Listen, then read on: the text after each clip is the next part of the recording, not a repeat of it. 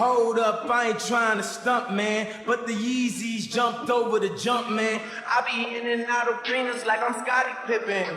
Left my elbow in the pot, a la Vince Carter. Bitch, you wasn't with me shooting in the gym? James Harden with the range on me, nigga, way back. Coach, they won't knock me off my pivot, get it. Been flowing stupid since Vince Carter was on some through the legs arm and a hoop shit. And you can live through anything if magic made it. Ladies and gentlemen, if you don't know, now you do. Yes, sir. We are back. Round of applause for yourselves. Finally got this audio sounding clear. Oh yeah, we about to get it in. Now the NBA and ESPN are major business partners.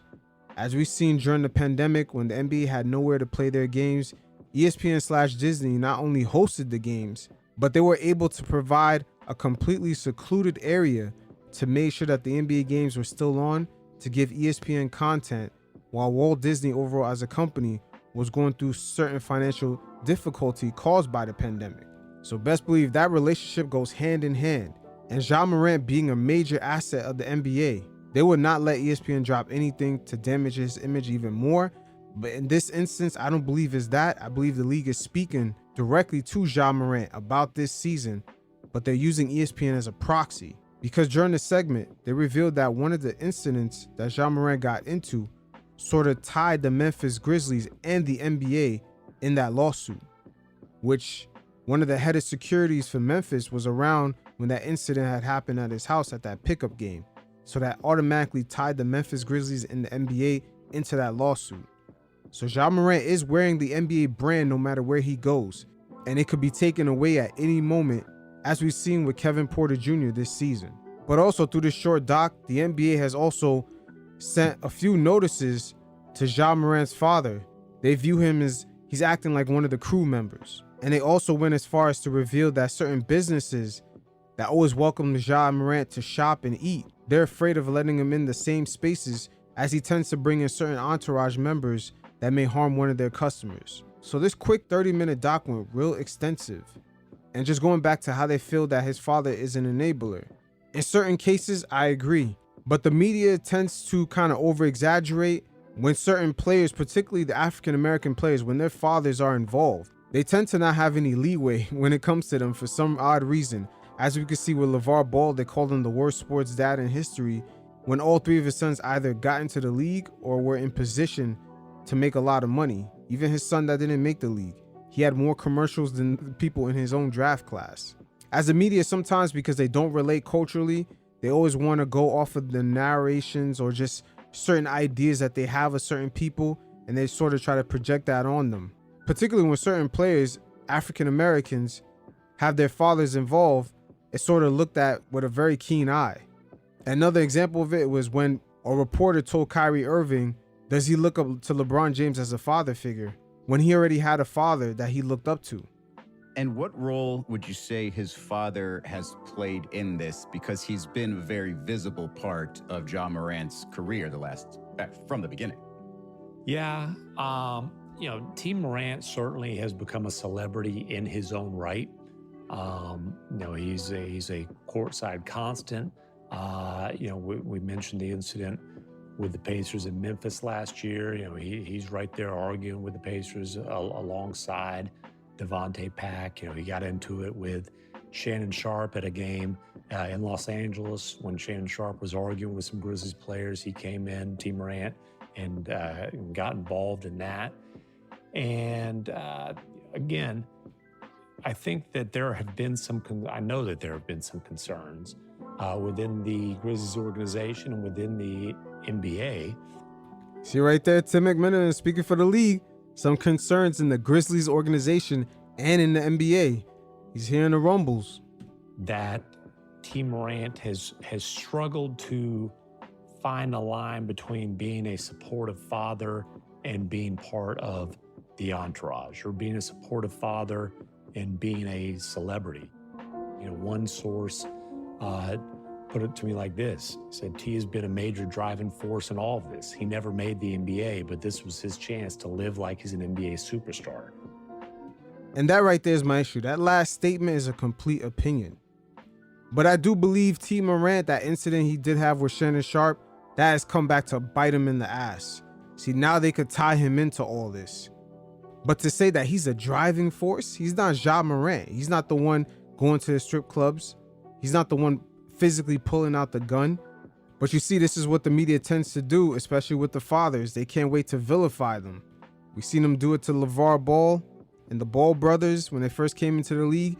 Even though if you've seen a lot of highlights and clips of the family, you tend to see other friends of his come to his house where his dad is cooking pancakes and teaching him how to play basketball. But yet they label him the worst sports father in history. This was said numerous times on those syndicated programs that they got. But this definitely should put T. Morant on notice that you're being watched. There's people drawing certain conclusions about you, and he's probably going to have to take time away from the game. As we've seen, LeBron James' mother went through the similar situation. There were certain things going around about her, and we really never saw her on television for a while. Not until LeBron won the championship in Cleveland. But particularly the African-American fathers, sometimes they don't get leeway among the media, especially when they don't fit the narrative of being an absent father. But Kwame Brown spoke on this. There's a series of events that happened. They wanted me, I know my mom was a little frustrated because when you're black and you're from the black community and you don't have a father there, you have to harp on that. And my mom didn't like the way, I think she was sitting on the front porch and they were asking her questions. I can't remember who did the interview. And they just wanted to talk about how poor she was and how much money we didn't have and this whole weak story, and it wasn't that weak. We didn't have money for a very short period of time, and then my brothers went crazy. And then, you know, that's what happens in the hood. So to me, it's a story of strength. A 14-year-old kid that, how many 14-year-olds would have went and got a job to pay half of their mother's bills without missing a beat, without crying? So just like how the NBA media sometimes has issues promoting or just marketing certain star players that are international, like Jokic, they're used to the American superstar. They could promote that swag, that typical stereotype that has worked for them in the past for them to make money. It's a similar situation playing out here. They tend to not really know how to craft a story around a LeVar Ball or a T. Morant that's been in their children's lives. They don't really know how to craft the story in order to monetize it. Maybe there's not enough history on that, but sometimes they tend to kind of pigeonhole these guys and they can't wait to vilify them because they know that works, that gets the clicks. So this documentary, even though it's about Ja, it's also an attack on T. Morant. Even though he has never lifted up a gun, he's never done anything like that. He's never really threatened anyone outside of that situation he had with Shannon Sharp, and Shannon Sharp was out of pocket. But let's go back to the documentary. Look at the way they framed this question.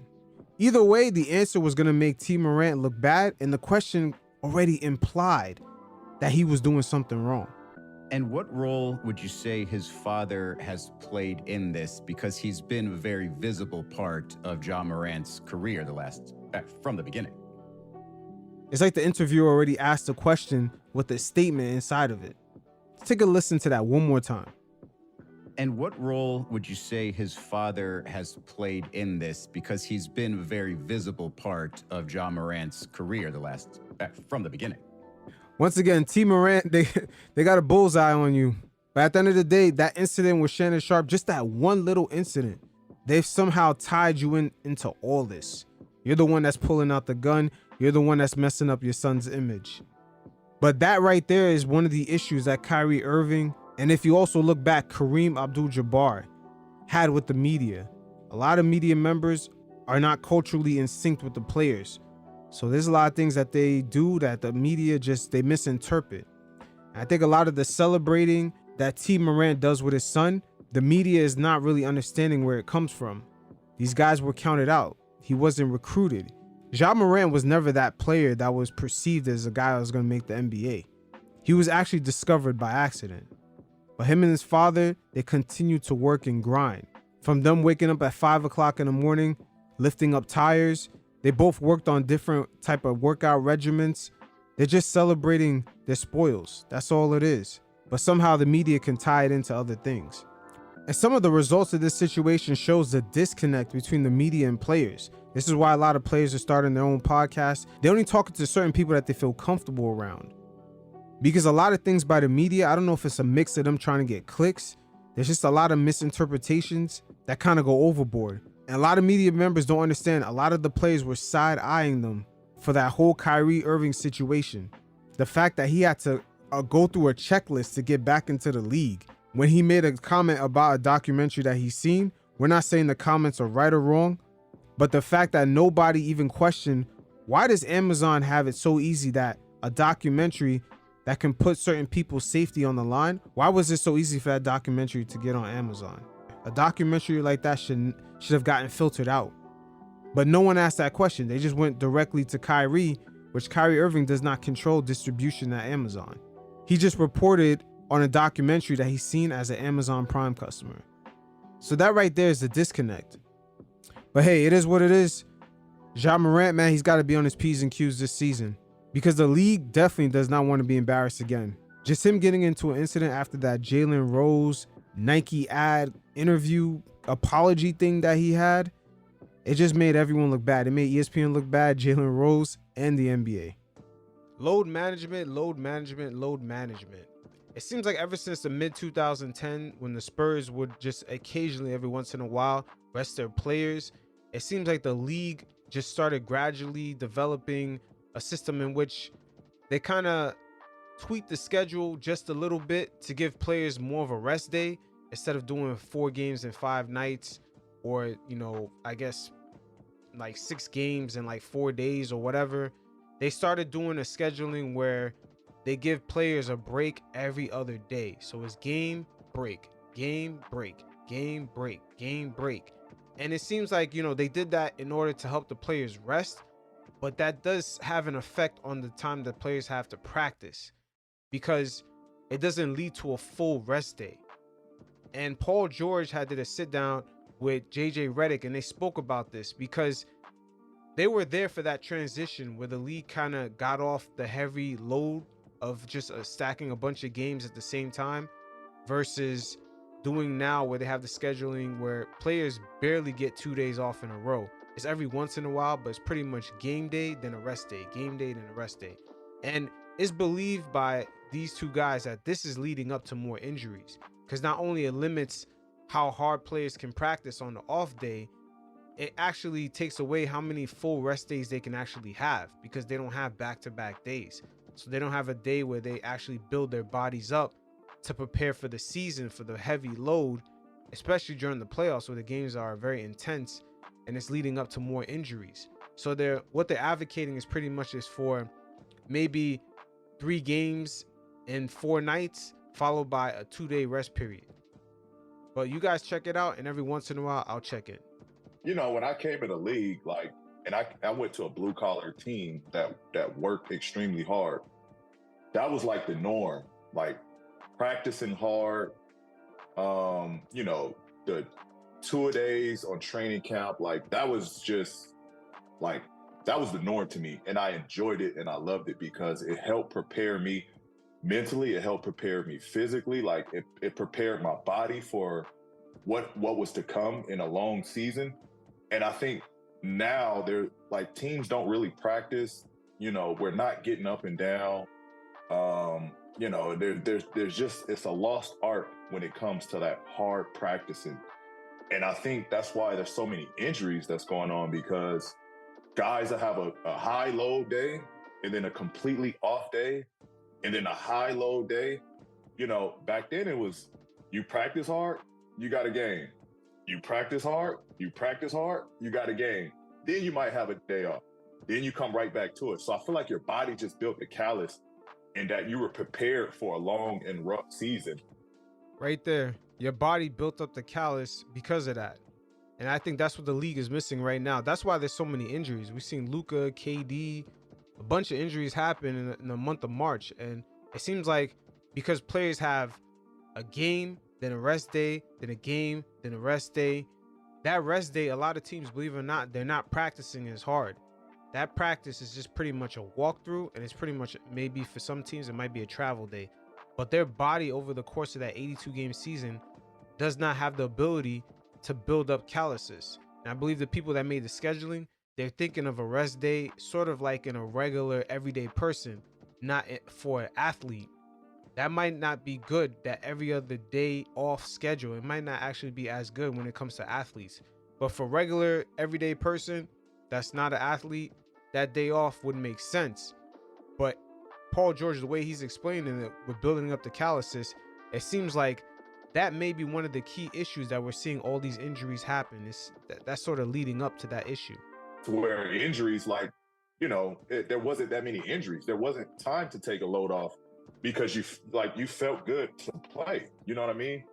And I think now it's just it's tough. It's tough because it's almost the reverse. They think by giving us time off, it's helped managing our bodies, but in honesty, I think it's just making us weaker. Yeah, I believe it is making them weaker. And also the league is sort of trying to play like this little middle ground area where they're trying to make sure that their stars are available for certain games or enough games to keep the fans going into the arenas and also to satisfy their TV partners. Without putting that load and strain to our bodies. And by new schedule, I mean, maybe it was 18, maybe it was 19, but somewhere around that time period, there was an emphasis with the scheduling around eliminating as many 4 and 5 nights, which I don't even know if they exist anymore, eliminating 5 and 7 nights, eliminating 3 and 4 nights. And those are the calluses nights right there. Those are the games that the players are building up their bodies to get ready for that heavy workload leading up to the playoffs. Because once that intensity in the playoffs build up night after night, these guys got to be ready for it. And I believe that's why we're seeing all these injuries happen, particularly during playoff time. On paper, I think it sounds great.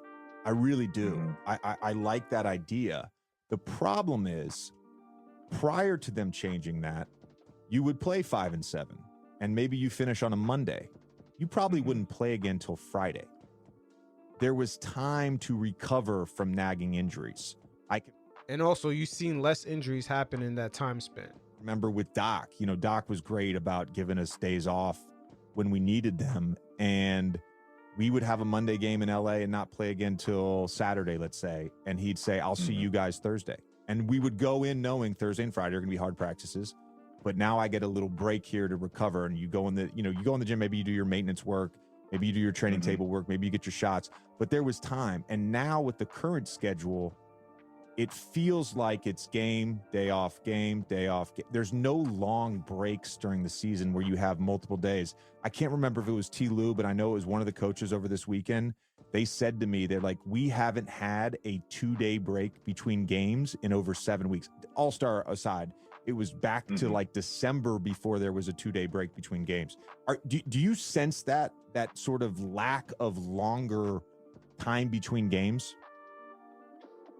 Yeah, yeah. I think that's tough on our schedules because we just recently, like last month, I think is when we first started getting 2-day breaks in between going into the All-Star break. But before then, we were every other day, if not a back-to-back.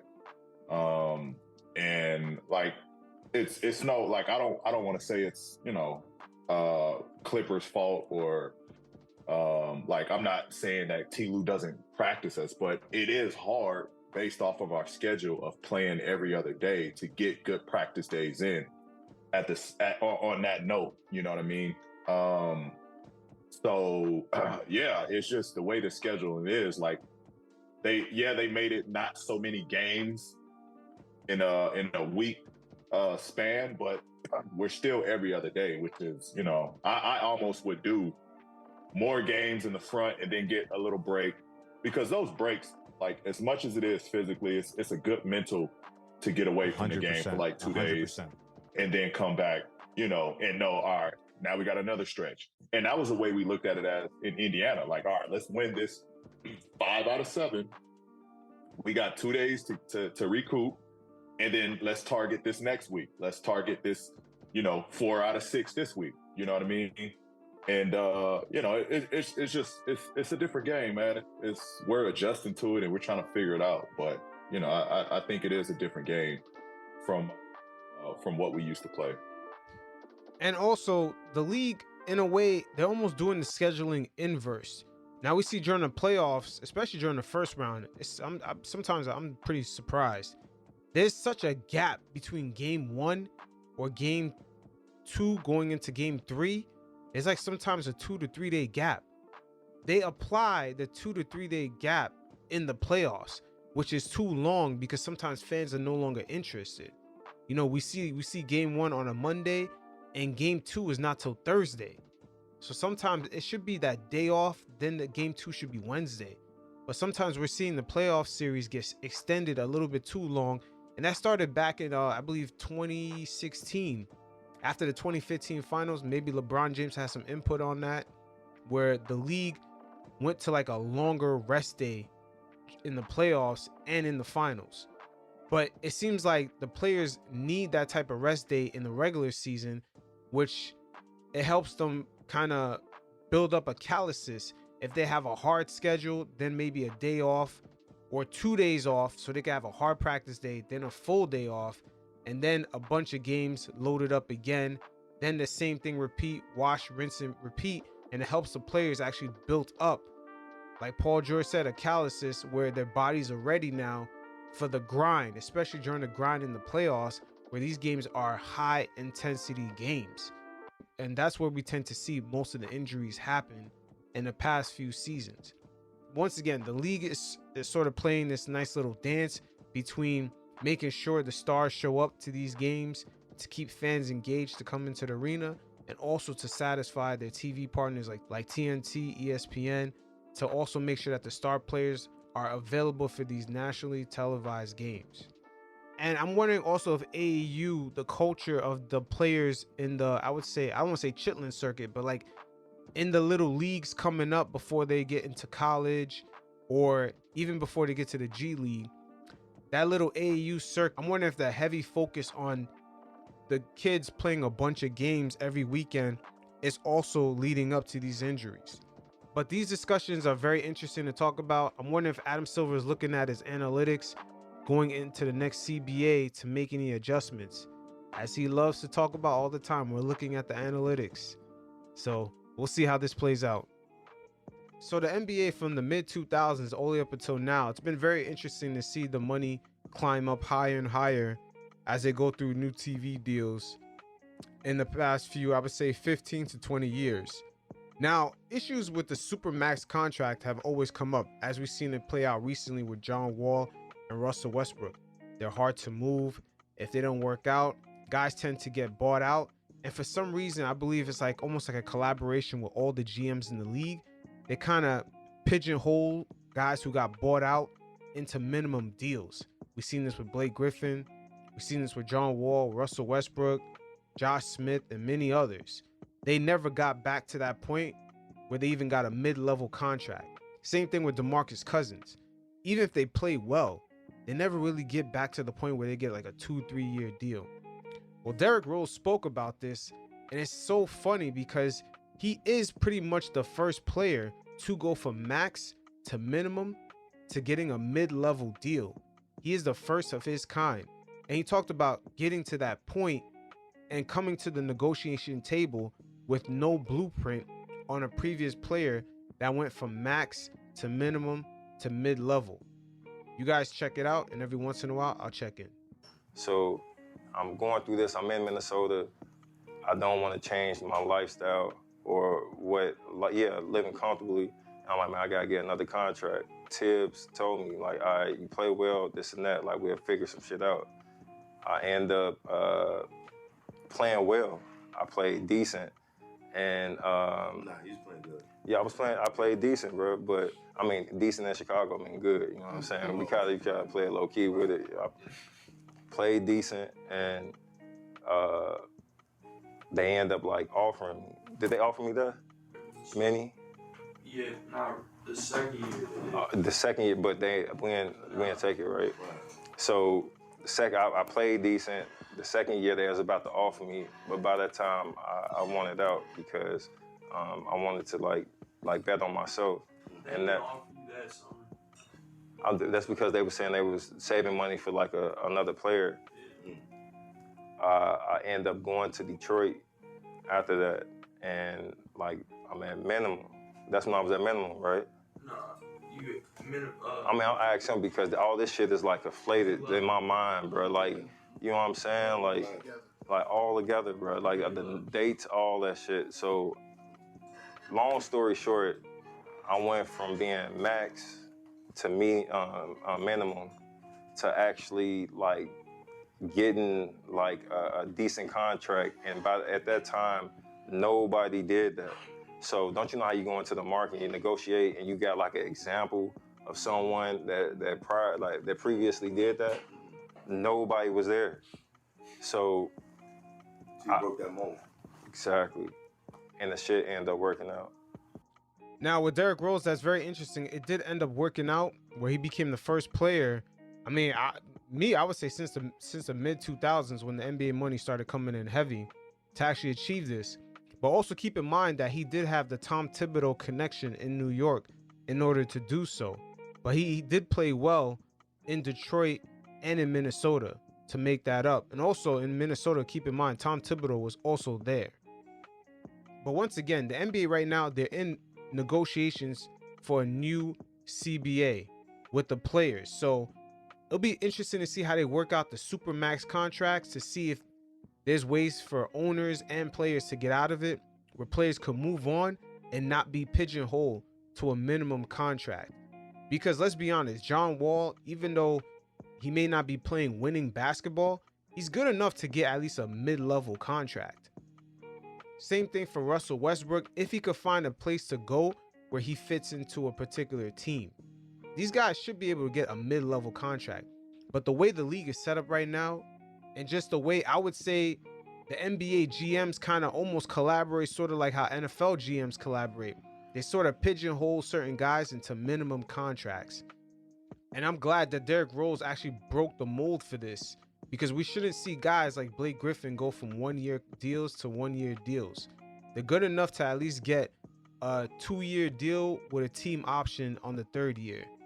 So we'll see how this plays out, but I figured I'd cover this. This is very interesting that D Rose, man, he pretty much broke the mold in, I would say, the last 15 years. But once again, I'm correlating this to the league right now, working out a brand new CBA with the players, and I'm wondering what clauses are they putting into these Supermax contracts, because we've seen that these things are hard to move and teams kind of get sick of guys to the point where they're benching guys that are getting paid $50 million a year, aka Westbrook and John Wall, or even going through the lengths of not even playing these guys. As we've seen it play out with John Wall, it makes the league look bad when you got a capable guy getting paid all that money, just being paid to either go home or just come to the game and sit on the bench. So Kevin Porter Jr. getting into this domestic violence issue has shown that, man, there's no such thing as woke in business, man. Those two things do not match.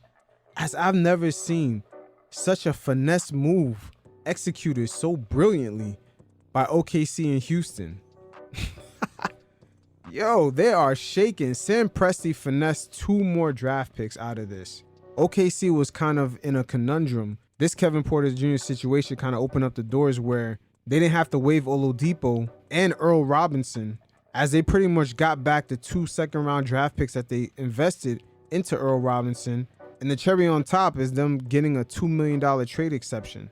And OKC could have got even more money back had they just held on to Kevin Porter Jr. and waited to see how the league was going to suspend him. Because for all those games he suspended, the money comes right back into their pockets. They could have waited for that, then cut him. But I guess the media just kind of realizing that, hey, a guy just committed domestic violence and OKC and Houston is still doing business. They just didn't want to deal with the PR mess of that. And for Houston's standpoint, they saved money too. They saved about $5 million. They got a $4.5 million trade exception. And they actually got back a player that they were interested in, Earl Robinson, at center. And as far as Victor Oladipo goes, they could hold on to him and just use him as a trading piece. So both teams pretty much won here. But this situation reminds me of Miles Bridges, how he bet on himself. And when it came down to him just having to walk into the room and just sign the contract, he couldn't even do that. He got into that domestic violence issue. And Kevin Porter Jr. just got his extension. He was in the first year of the guaranteed money. The rest of the years would have been non-guaranteed. And he quickly messed up his money. Man, these guys just keep fumbling the bag out here. But ironically, Kevin Porter Jr.'s ex-girlfriend just flipped the switch. She just denied on what happened, even though she gave police certain statements. But they were out there in NYC. And especially if you're a celebrity and you get involved in an incident, the police and prosecutors, they love the clout. They love to be seen. What did they say back in the day? Jay-Z, Fat Joe, all of the biggest NYC rappers, 50 Cent, they were all due to be in court at the same time. That's not ironic. Somebody was trying to make a media splash. But I believe Kevin Porter Jr. is from Texas, man. He got to understand, when you're in New York City, you in Gotham City, man, everything is being surveilled.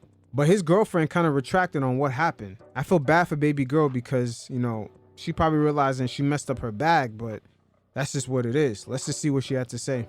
My injuries don't support any of those claims, Gondrezick said in an exclusive interview, adding that the Manhattan District Attorney's Office and cops were to blame for the inaccuracies.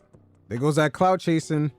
Don't be surprised if it was inaccurate. They do have a reputation of being clout chasing over there in New York. He didn't hit me. He never balled his fists up and hit me, Gondrezick insisted. And he definitely didn't punch me in the face numerous times. That is a lie. I don't have any injuries to support that. We have given them numerous opportunities to come clean and to fix false information, but they have yet to do so, Gondrezick said of the DA's office. My privacy, or my relationship, shouldn't be publicized to catapult careers. Catapulting careers is true. Not only the DA, the police officers, the prosecution, they gotta eat, but also the media in New York, they gotta eat. They need a good story to sell. Gondrezick, however, claimed that the DA's office didn't wait to interview her or get access to her full medical records before releasing details of the alleged attack and of her injuries. It happened very fast, not to the degree of what was reported, she told the Post on Tuesday. And it was an argument that occurred in the room for not even 10 seconds. But unfortunately for her, it's just the history of what Kevin Porter Jr. has under his belt. He does not have a good reputation, and just like Ja Morant, you're learning. It's not a coincidence you got into this many incidents, and now you're in another situation that tends to come back to bite you in the ass. But at the end of the day, the NBA is a business. And OKC and Houston, especially Sam Presti, man, they found a way to finesse more draft picks. They're conducting business in which this is a situation where everybody wins. And once Kevin Porter Jr. gets paid out his partially guaranteed money, he'll be pretty much the only thing that's left holding the bag. But I'm gonna get out of here. You guys definitely check out the mailbag below. Leave me a voicemail. I'm gonna feature a segment on the show with your questions. And until next time, you fellas stay safe. Peace.